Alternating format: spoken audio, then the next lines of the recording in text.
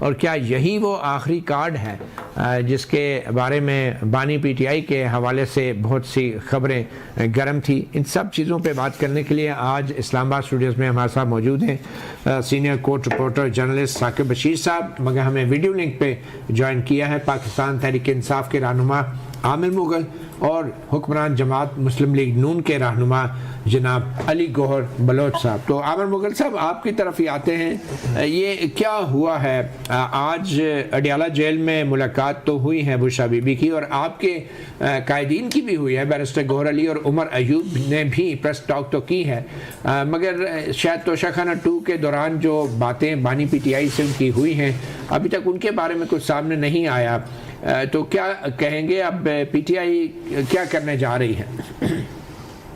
G thank you جی، بسم اللہ الرحمن الرحیم۔ تحریک انصاف نے جی 13-14 دسمبر کی ڈیڈ لائن دی ہوئی ہے اور 2 مطالبات تحریک انصاف نے ان کو دیے ہیں کہ ایک تو جو 9 مئی کے اور 26 نومبر کے جو واقعات ہیں ان پہ ایک غیر جانبدار سپریم کورٹ کا جوڈیشل کمیشن بنایا جائے، اور دوسرے نمبر پہ جو سیاسی بے گناہ قیدی ہیں ان کو رہا کیا جائے، اور اگر 13-14 دسمبر تک یہ نہیں کیا جاتا تو تحریک انصاف جو ہے وہ سول نافرمانی کی طرف بڑھے گی اور اس پہ اپنا کوئی فیصلہ کرے گی۔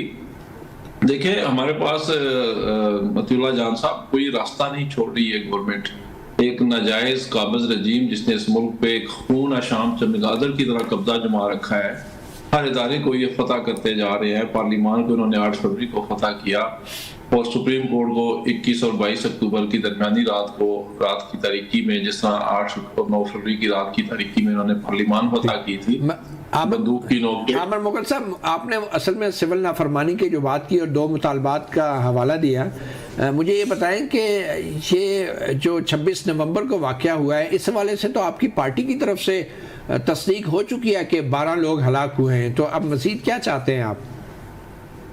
نہیں دیکھیں مطیع اللہ جان صاحب، سب سے پہلی جو بات ہے کہ یہ کم از کم تعداد ہے جو ابھی تک آئیڈینٹیفائی ہوئے ہیں لوگ، ہمارے تو 200 کے قریب لوگ مسنگ ہیں، ہمیں نہیں پتا، ہمیں خدشہ ہے کہ خدا نخواستہ یہ 200 کے قریب جو لوگ مسنگ ہیں ابھی تک آپ کی طرف سے کوئی نام تو سامنے نہیں آئے؟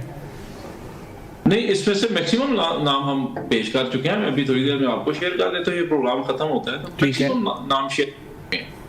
اس میں دیکھیں بات یہ ہے کہ جو شخص ہمارے ساتھ رابطے میں نہیں ہے، ہم یہ دعا کرتے ہیں وہ زندہ ہو، ہم یہ دعا کرتے ہیں کہ وہ کسی نہ کسی شکل میں، چاہے وہ جیل میں ہے چاہے کسی قوت خانے میں، زندہ تو ہو کم از کم۔ ہمیں تو خدشہ یہ ہے کہ انہوں نے ان سب کو شہید کر دیا ہے، تو ہمارے پاس تو ابھی تک ایگزیکٹ فگر نہیں آ سکا کہ کتنے لوگوں کو انہوں نے اس رات کو شہید کیا۔ اور یہ یاد رکھیے مطیع اللہ جان صاحب، میں خود وہاں پہ موجود تھا، یہ 12 لوگ میں تو وہ لوگ ہیں جن کو سنائپر سے ہٹ کیا گیا ہے روشنی میں۔ آپ کی پارٹی کے جو چیئرمین ہیں بیرسٹر گوہر علی، انہوں نے تو پریس کانفرنس میں کہا تھا کہ 12 افراد کی ہلاکت کی وہ تصدیق کرتے ہیں اور 200 لوگوں کی ہلاکت کی جو خبریں ہیں وہ پروپیگنڈا ہیں، یہ آپ کے چیئرمین نے کہا تھا۔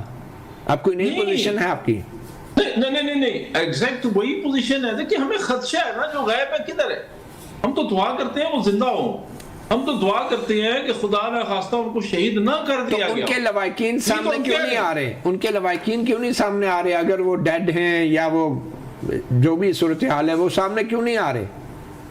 نہیں، کس طرح میں آپ کو بتاؤں، میرا ملازم ہے گھر کا، انصر عباس اس کا نام ہے، وہ غائب ہے، مجھے نہیں پتا وہ زندہ ہے یا فوت ہو گیا۔ اس کا گھر والا، اس کا والد بیچارہ بڑا غریب ہے، وہ میرے ساتھ رابطے میں ہے، لیکن میں اس کو ڈھونڈ رہا ہوں وہ کہاں پہ ہے۔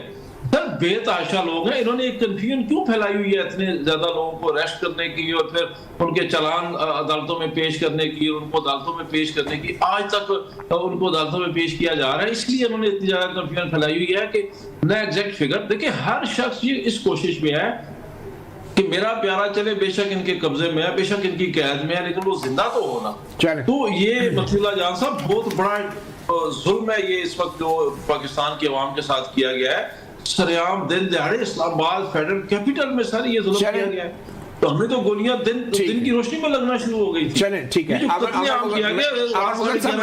میں علی گوہر بلوچ صاحب کے پاس جانا چاہوں گا۔ علی گوہر بلوچ صاحب، آپ بھی ایک سیاسی کارکن ہیں، تو آپ بھی ڈینائی کرتے ہیں کہ کوئی گولی چلی ہے یا کوئی ہلاک ہوا ہے؟ آپ ڈینائی کرتے ہیں؟ آپ بھی بطور ایک سیاسی کارکن، جو ایک سیاسی کارکن دعویٰ کر رہے ہیں عامر مغل صاحب، آپ اس کی تردید کرتے ہیں؟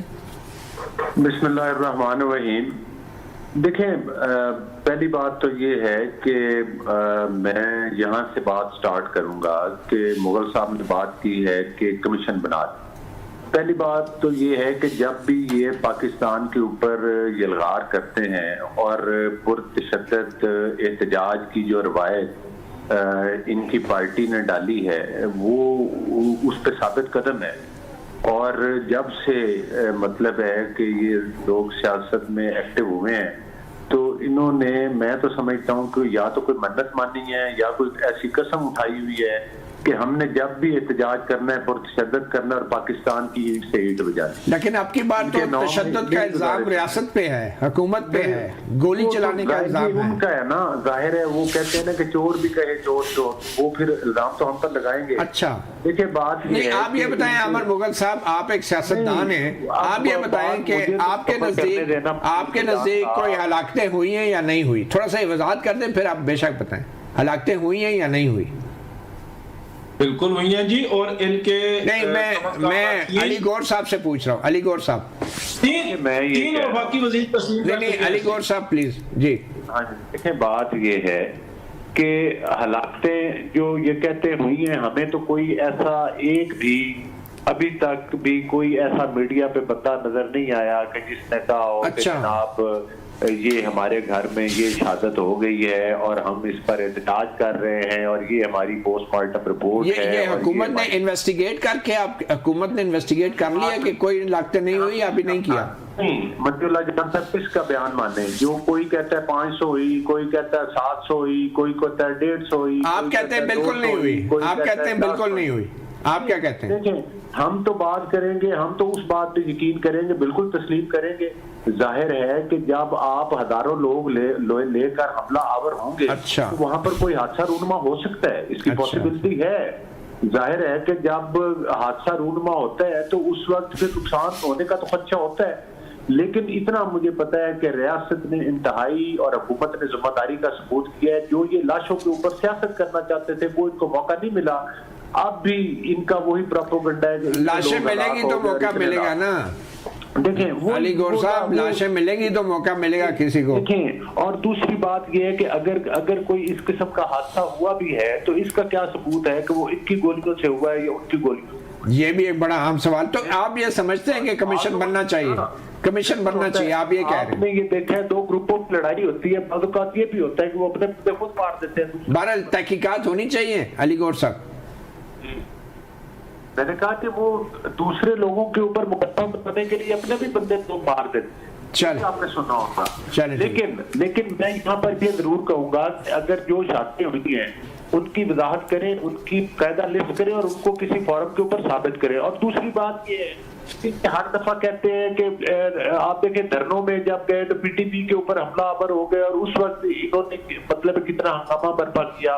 9 مئی کے واقعات کا تو پھر پوری دنیا نے دیکھا، ان سے پوچھئے تو کہتے ہیں ہم نے کی، مطلب ہے نا وہ ساری آڈیو ویڈیو ریکارڈ وہ ہر چیز جو تھی وہ جھوٹی تھی۔ اور آج بھی ان کا یہ بیان ہے کہ جو لوگ 9 مئی کے واقعات کر رہے ہیں سیکورٹی کدھر تھی، ان لوگوں کو گولی کیوں نہیں ماری گئی؟